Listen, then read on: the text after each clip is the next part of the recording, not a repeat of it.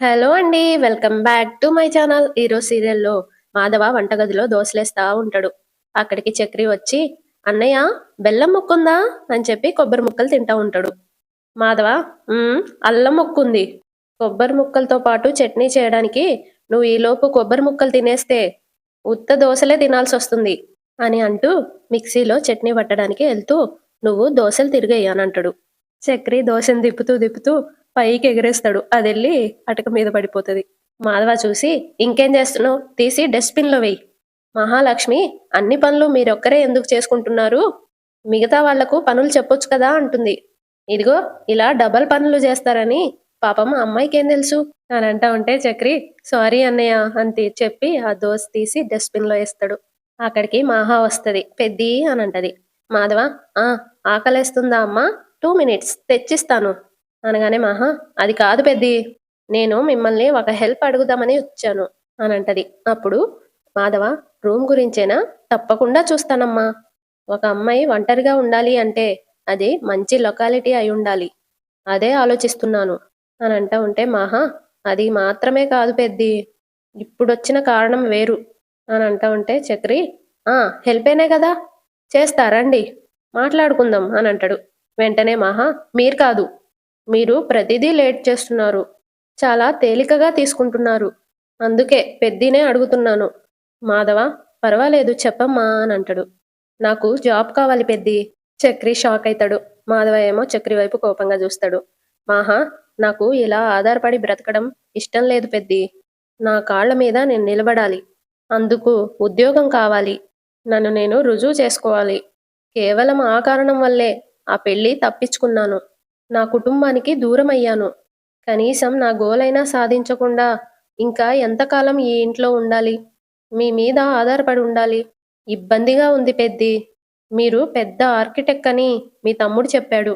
మీరు తలుచుకుంటే మీరు పనిచేసే కంపెనీలోనే మంచి జాబ్ ఇప్పించగలరు కదా."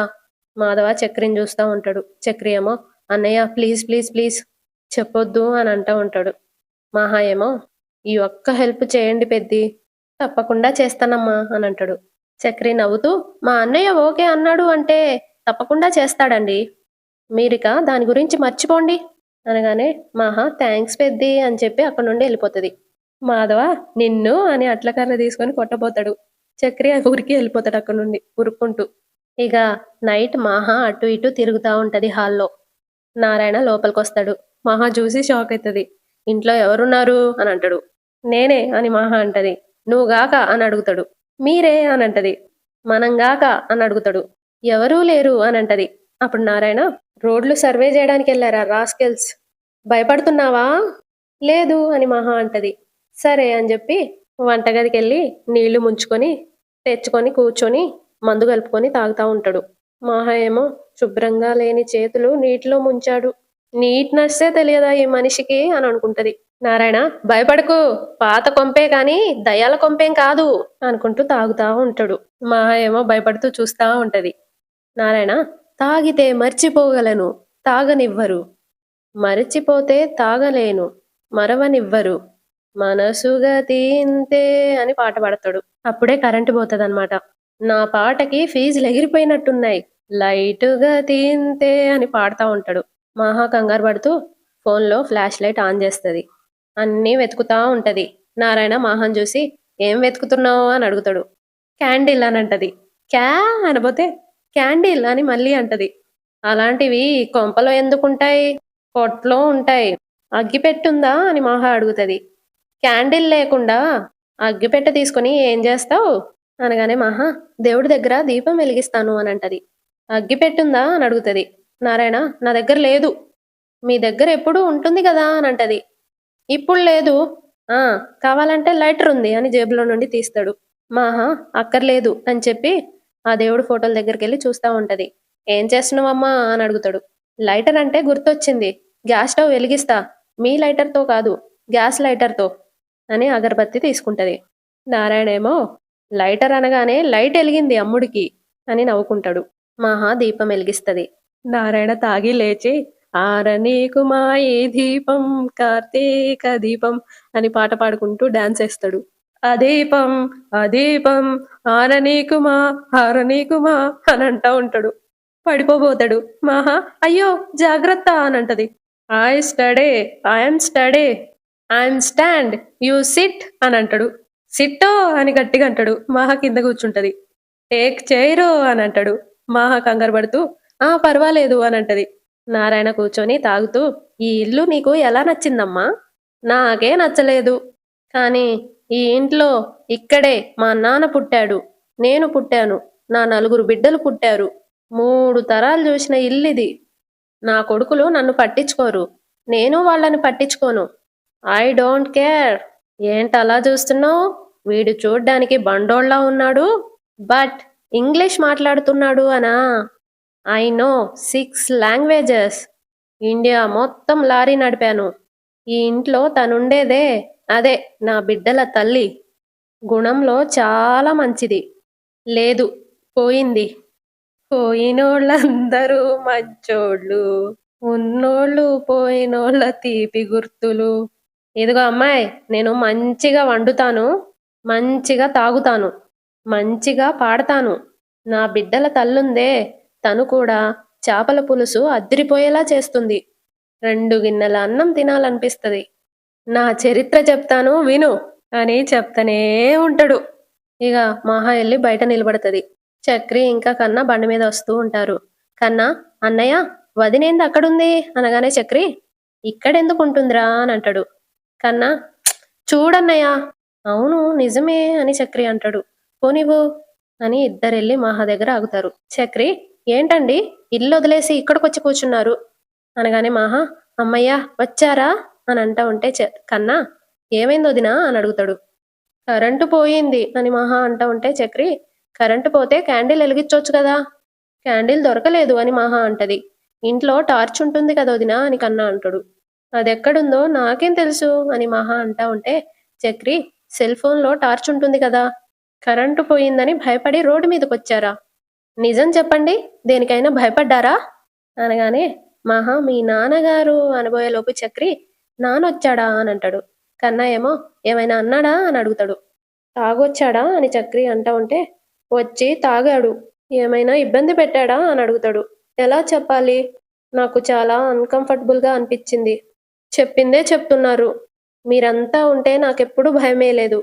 ఇప్పుడేదో ఇబ్బందిగా అనిపిచ్చింది అనగానే చక్రి రండి బండెక్కండి ఇంటికెళ్దాం అని అంటాడు. ఆహా! అక్కర్లేదు మీరెళ్ళండి నేనొస్తాను అనగానే కన్నా సరేలే నేను వదిన నడుచుకుంటూ వస్తాం. నువ్వెళ్ళన్నయ్యా అని అంటాడు. చక్రి వెళ్ళిపోతాడు.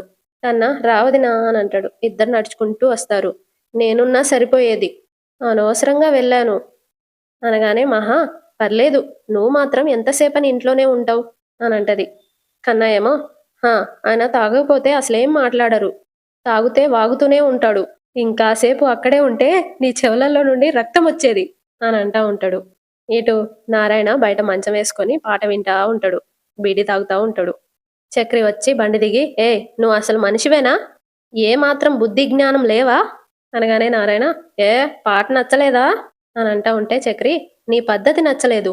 ఇన్ని రోజులు అందరం మగవాళ్ళవే ఉన్నావు కాబట్టి నువ్వు ఎలా చచ్చినా సర్దుకుపోయేవాళ్ళం. నువ్వు ఈ జన్మలో మారవని సరిపెట్టుకునేవాళ్ళం. ఇవాళ మన ఇంటికి ఒక అమ్మాయి వచ్చింది. ఆడపిల్లున్నప్పుడు ఎలా ఉండాలో తెలియదా అని అంటా ఉంటే నారాయణ తెలియదు.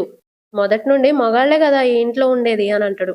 అప్పుడు చక్రి లేకపోతే ఎలా ప్రవర్తించాలో తెలియదా? ఆ అమ్మాయి ముందు మందు తాగుతావా? పిచ్చి పిచ్చిగా వాగుతావా? పాపం తను బెదిరిపోయి రోడ్డు మీదకొచ్చి నిలబడింది అనగానే నారాయణ అవునా ఇంట్లో లేదా అని అంటాడు. వెంటనే చక్రి ఏంటి ఇంట్లో ఉన్నది లేనిది కూడా చూసుకోలేదా?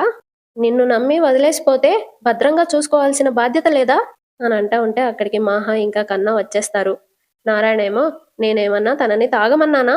నేనే కదా తాగాను అనగానే చక్రి ఏం వాగుతున్నావు? తాగమన్నానా అంటావా అంటావా అని కొట్టడానికి వెళ్తాడు. మాహా అయ్యో ఆగండి అని ఆపుతుంది. ఏంటిది అని అంటా ఉంటే చక్రి అంటావా? ఏం వాగుతున్నావు అసలు? ఇన్నేళ్ళొచ్చాయి ఒక ఆడపిల్ల ముందు ఎంత లిమిట్స్లో ఉండాలో తెలియదా? మనిషిలా ప్రవర్తించలేవా అని అంటా ఉంటే మాహా అయ్యో ఆపండి పర్లేదు. నువ్వేంటి చూస్తూ నిలబడ్డావు? లోపలికి తీసుకెళ్ళు అని కన్నానంటది.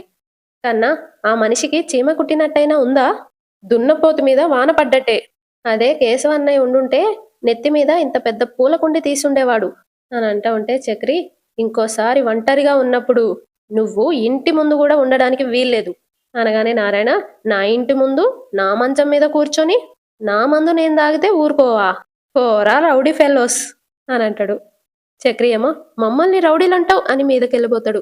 మహా గట్టిగా ఆపమన్నానా, ముందు మీరు లోపలికెళ్ళండి అనగానే చక్రి వెళ్ళిపోతాడు.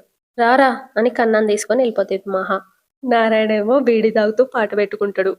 ఆగదు ఆగదు అని పాట వింటా ఉంటాడు, పాడుతా ఉంటాడు. తర్వాత మహా లలితకి ఫోన్ చేస్తుంది. లలిత ఫోన్ చూసి మహా అని కాల్ లిఫ్ట్ చేసి మహా అనగానే మహాలక్ష్మి, అందరూ ఎలా ఉన్నారు వదినా అని అడుగుతుంది. అందరూ బానే ఉన్నారమ్మా.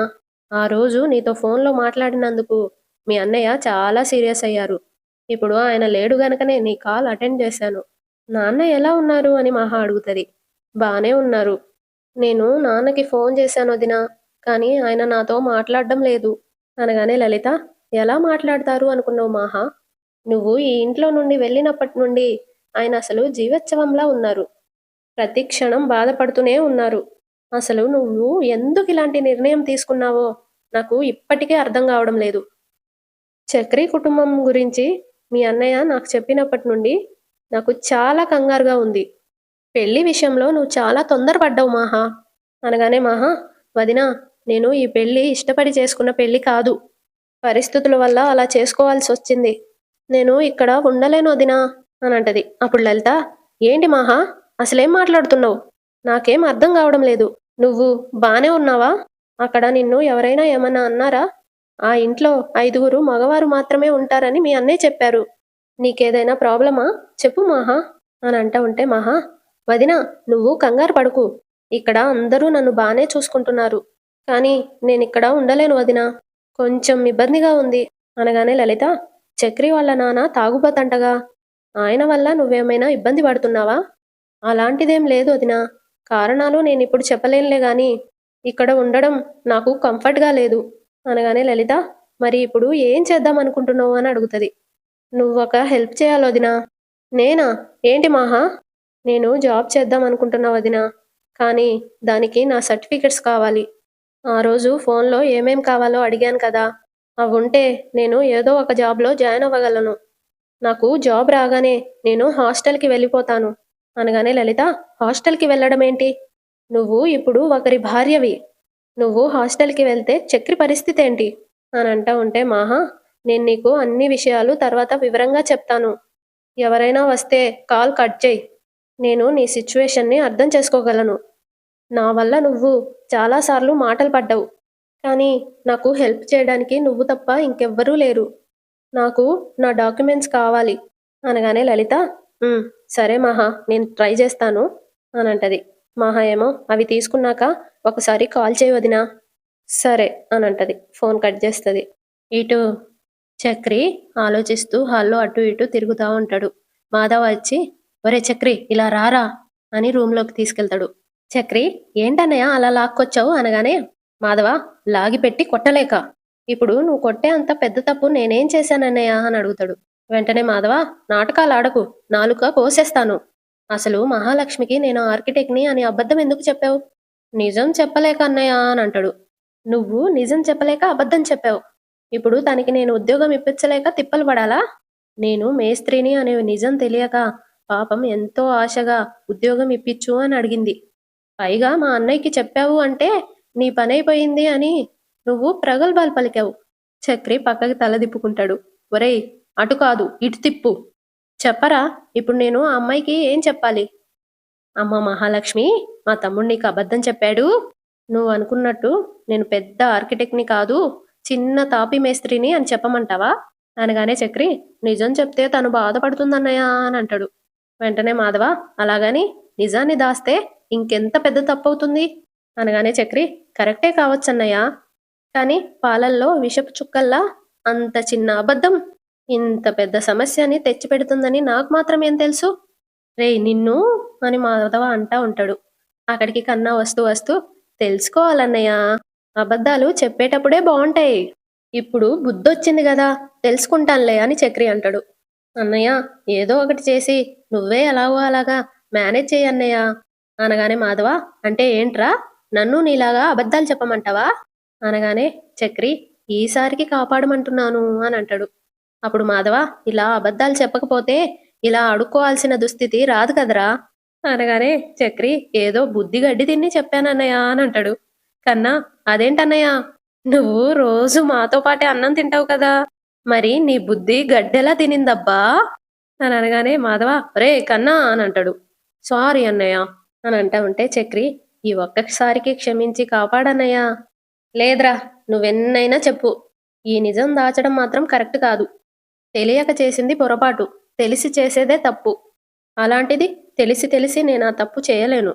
ఈ నిజాన్ని దాచలేను అనగానే చక్రి వీళ్ళిద్దరిని దొంగ చూపు చూసి తర్వాత బాధపడుతూ వద్దన్నయ్య దాచొద్దు చెప్పేసేయ్ మహాలక్ష్మి దగ్గరికెళ్ళి నిజం చెప్పేసేయ్ అనగానే మాధవ ఇప్పటి వరకు బానే ఉన్నావు కదరా ఉన్నట్టుండి ఏమైంది నీకు అని అంటా ఉంటే చక్రి బాధ అన్నయ్య నా గుండె లోతుల్లో నుండి వస్తున్న బాధ కన్నా ఎంత లోతుందో తెలుసుకోవచ్చా అని అంటాడు.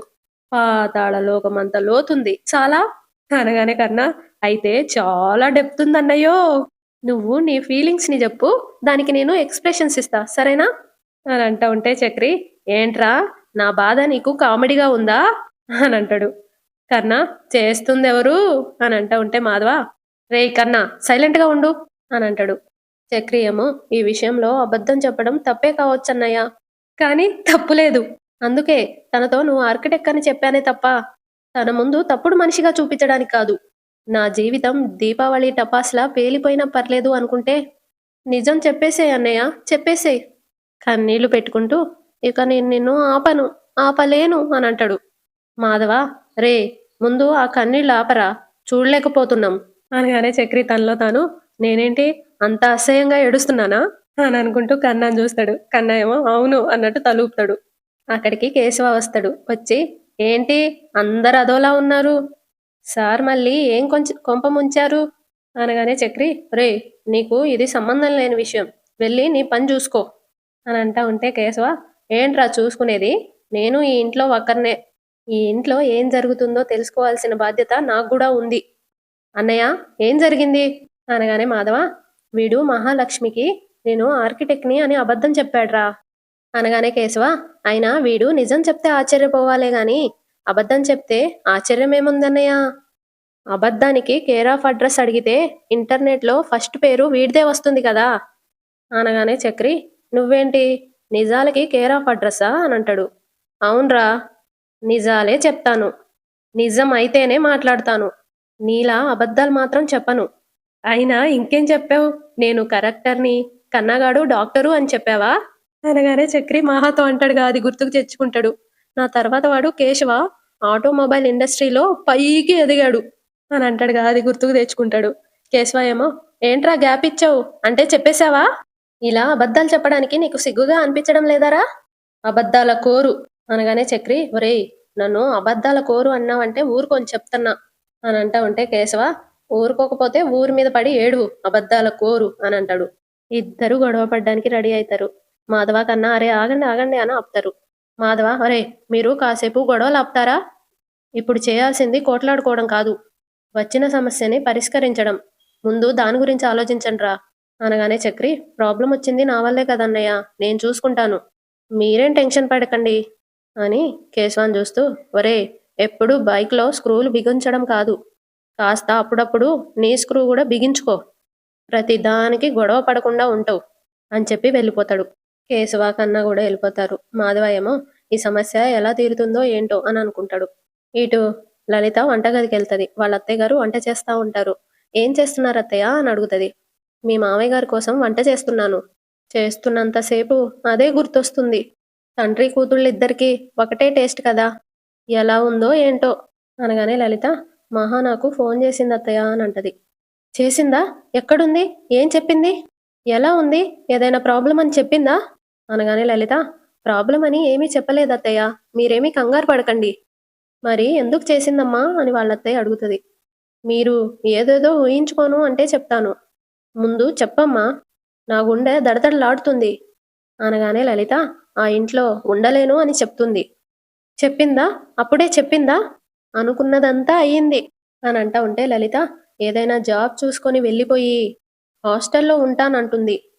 అనగానే వాళ్ళ అత్తగారు ఏడుస్తూ, హాస్టలా? అంటే ఆ ఇండ్లు ఎలాంటిదో ఇప్పటికి అర్థమైందా? ఆ మనుషులు ఎలాంటి వాళ్ళో ఇప్పుడు తెలిసొచ్చిందా? పట్టుమని 10 రోజులు కూడా నిలబడలేని పెళ్లి చేసుకుంది. అది ఒక పెళ్ళేనా?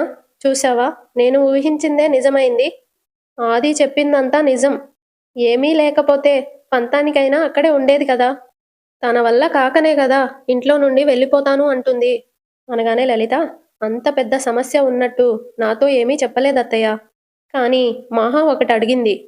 ఏంటది? వస్తానందా? అని వాళ్ళత్తయ్య అంటది. కాదు. సర్టిఫికెట్స్ కావాలని అడిగింది. తన కాళ్ళ మీద తను నిలబడాలి అనుకుంటుంది. అనగానే వాళ్ళత్తయ్య కళ్ళు తుడుచుకుంటూ, లేదు. ఇక నేను ఊరుకునేదే లేదు. ఈ తండ్రి కొడుకులిద్దరు కలిసి నా బిడ్డ ఏదైనా చేసుకునేదాకా నన్ను బెదిరిస్తూనే ఉంటారు. ఇవాళ మహా విషయం గట్టిగా మాట్లాడాలి. పదమ్మా! పద అని లలితని తీసుకొని వాళ్ళ దగ్గరికెళ్తది. వాళ్ళిద్దరూ ఫైల్స్ చూస్తా ఉంటారు. మా వాళ్ళమ్మ ఏవండీ?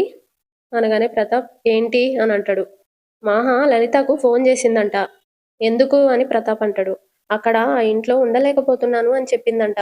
ఏదైనా ఉద్యోగం చూసుకొని వెళ్ళి హాస్టల్లో ఉంటుందంట. అనగానే ఆది కోపంగా అది ఫోన్ చేస్తే లిఫ్ట్ చేయొద్దని చెప్పాను గదా! అని అంటాడు. వెంటనే లలిత ఇప్పుడు సమస్య ఫోన్‌ది కాదు.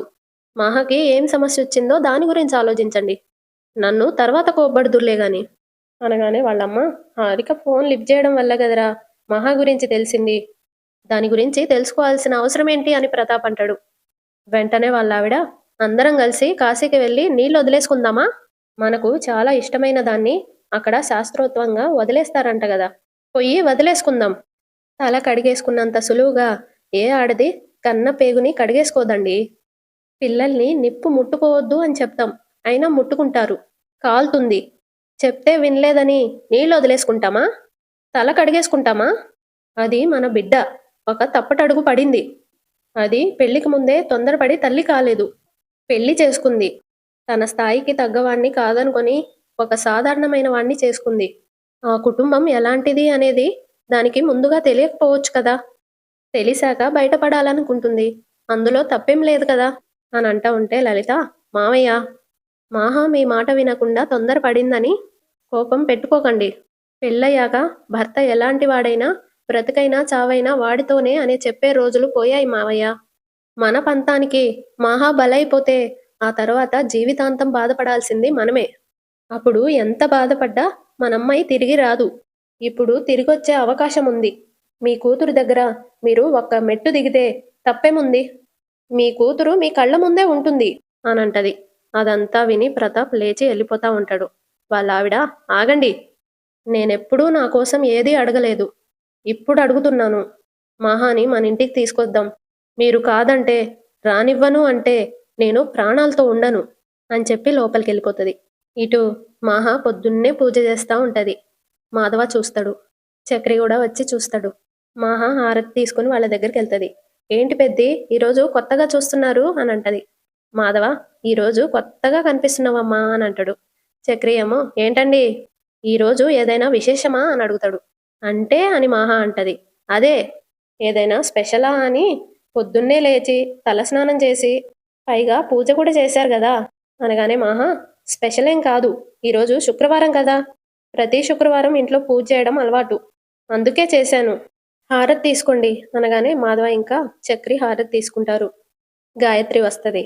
హలో! కొత్త పెళ్లి కూతురా! ఒక్క నిమిషం అని చెప్పి లోపలికొచ్చి హారతి వాళ్ళకేనా? నాకు లేదా? అని చెప్పి హారతి తీసుకుంటది. మహా అలా చూస్తూ ఉండిపోతది. గాయత్రి ఏంటలా చూస్తున్నావు? నన్నప్పుడే మర్చిపోయావా? నేను గాయత్రిని. ఆ రోజు నీకు మ్యాచింగ్ బ్లౌజ్ కుట్టిచ్చాను. స్టేజ్ మీద మనమందరం కలిసి ఫోటో దిగాము. గుర్తులేదా? మహా ఏమో తెలిసి తెలియనట్టు తలూపుతా ఉంటది. మాధవ అంటే పాపం తను ఆ రోజు వాళ్ళ నాన్నకి బాలేక ఆ టెన్షన్‌లో ఉండి సరిగ్గా చూసుండదులే. పైగా రిసెప్షన్ కూడా అంతా హడావిడిగా చేయాల్సొచ్చింది. ఆ కంగారులో మర్చిపోయి ఉంటది. తప్పుగా అనుకోకు అనంటాడు. గాయత్రి ఏంటి బావ నువ్వు కూడా? తను ఎలాంటి పరిస్థితుల్లో పెళ్లి చేసుకొనుంటుందో ఆ మాత్రం నేను అర్థం చేసుకోలేనా? దానికి గూడా నువ్వు ఇంత పెద్ద ఎక్స్‌ప్లనేషన్ ఇవ్వాలా? అనగానే మాధవ, అచ్చరే, నువ్వేంటి ఇన్ని రోజులు మాయమైపోయావు? కనీసం ఇంటి వైపు ఒక్కసారి కూడా రాలేదు. అత్తయ్య రావద్దందా? అనగానే గాయత్రి, కాదు, నా మనసే వెళ్ళొద్దమ్మా అంది. మాధవ చక్రిని చూసి, ఏంట్రా అని సైగ చేస్తాడు. తెలియదే అని చక్రి అంటాడు. ఎవరైనా నీ మనసు బాధ పెట్టారా అని అడుగుతాడు. వెంటనే గాయత్రి, నువ్వే ఈ ఇంట్లో ఒక కొత్త జంటని పెట్టావు. అస్తమానం వస్తే వాళ్ళ ప్రైవసీ ఎక్కడ పాడవుతుందో అని నేనే డుమ్మా కొట్టేశా అని అంటది. అక్కడి నుండి మహా వెళ్ళిపోతుంది. గాయత్రి, హా, వాసన దంచి కొడుతుంది, ఏం కూర చేసావు అని వంటగదిలోకి వెళ్తది. వెనకాలే మాధవ వెళ్తాడు. వంటగదిలోకి వెళ్ళి కర్రీ టేస్ట్ చూసి, ఆహా, అదిరింది బావా అని అంటా ఉంటది. మాహా ఏమో ఇదంతా చూస్తది. అదిరింది బావా, అదేంటో నువ్వు చేస్తే అమృతంలా ఉంటుంది, అదే మా అమ్మ చేస్తే ఏదోలా ఉంటుంది. ఎందుకు బావా, నీ చేతిలో ఏదైనా మ్యాజిక్ ఉందా, లేదా మీ ఇంట్లో ఏదైనా స్పెషల్ మసాలా ఉందా అనగానే మాధవ, అలాంటి ఏమీ లేవు, నువ్వు అతి చేయకు అని అంటాడు. గాయత్రి, నిజం బావా, నీ వంటకి 100కి 100 మార్కులు ఇయ్యొచ్చు తెలుసా. అందరు ఆడపిల్లలకి వంట చేయించుకునే భర్త దొరికితే నాకు మాత్రం వంట చేసి పెట్టే భర్త దొరకబోతున్నాడు అనగానే మాధవ, ఏంటే సంబంధం గాని చూసారా ఏంటి అనగానే, బావా అని బొంగుమూదు పెడుతుంది గాయత్రి. మాధవ నవ్వుతాడు. మాహా చక్రి దగ్గరికి వెళ్ళి, ఎవరు తను పెద్దితో అంత చనువుగా మాట్లాడుతుంది అనగానే చక్రి, మా అత్త కూతురు, పేరు గాయత్రి, పెద్ద రాక్షసి. ఏంటి అని మహా అంటది. అదే మా అత్త కూతురే అంటున్నాను అనగానే మహా, మరి గుమ్మం వైపు నుండి రాకుండా ఏదో దొంగతనానికి వచ్చినట్టు దొడ్డిదారి నుండి వచ్చింది అని అడుగుతుంది. అది తనకు అలవాట్లేండి, తను ఈ ఇంటికి కోడలవ్వాలి అనుకుంటుంది అనగానే మహా, అవునా, అంటే పెద్దిని లవ్ చేస్తుందా అని అంటది. చక్రి, ఒక రకంగా అలాంటిదే, కానీ వాళ్ళ పెళ్లి జరగడం చాలా కష్టం అనగానే మహా, అదేంటి, తను మేనత్త కూతురే కదా అని అంటది. వెంటనే చక్రి, ఆ మేలో పుట్టిన నత్తకి మా ఆస్తిలో వాటా కావాలంట, అది మా నాన్న ఇవ్వడంట. వాళ్ళకి వెళ్ళిన ఆస్తుల్ని పాడు చేసుకొని మా ఆస్తిలో వాటా అడుగుతుంది. మా నాన్న నో అనడంతో ఆ కుటుంబానికి మేమంటే నచ్చదు. కానీ గాయత్రికి అన్నయ్య అంటే చాలా ఇష్టం. అందుకే ఇలా రోజు వాళ్ళమ్మ నాన్నకి తెలియకుండా వస్తుంది. మా అన్నయ్య చేతి వంట తీసుకెళ్తూ ఉంటుంది అనగానే మహా, ఒకవేళ తెలిస్తే అని అంటది. ఇంకేముంది, పెద్ద రచ్చే. మాధవ ఏమో కర్రీ బాక్స్లో వేసి, ఇదిగోవే అని ఇస్తాడు గాయత్రికి. గాయత్రి ఏమో థ్యాంక్ యూ అని అంటది. మాహా ఏమో చక్రిని ఇలా రండి అని బయటికి తీసుకెళ్తది.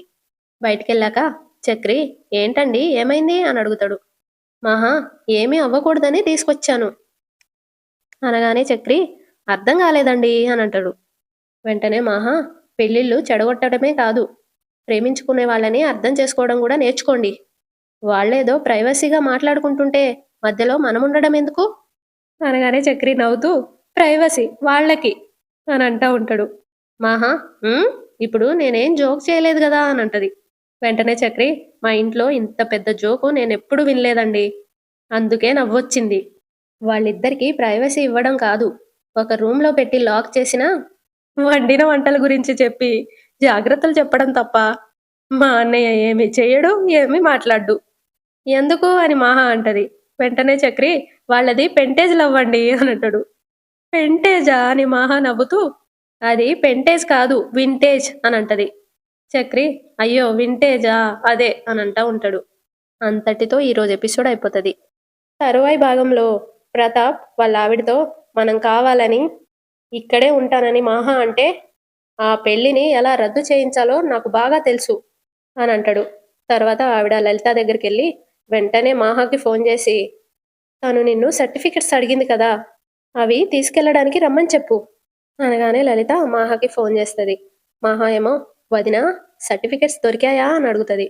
లలిత, సర్టిఫికెట్స్ తీసుకున్నాను, కానీ నువ్వు యాదగిరి గుట్టకు రాగలవా అని అడుగుతుంది. అలాగే వదిన, ఈరోజే వస్తాను అని మాహా అంటది. మాహా వాళ్ళ అమ్మగారు, అది ఇక్కడికి వచ్చిందంటే ఇంకెక్కడికి వెళ్ళదు అని అంటా ఉంటది. తర్వాత మాహా ఆటోలో వెళ్తా ఉంటది. అంతటితో ఎపిసోడ్ అయిపోతుంది. సబ్స్క్రైబ్ చేసుకోండి, లైక్ కూడా చేయండి.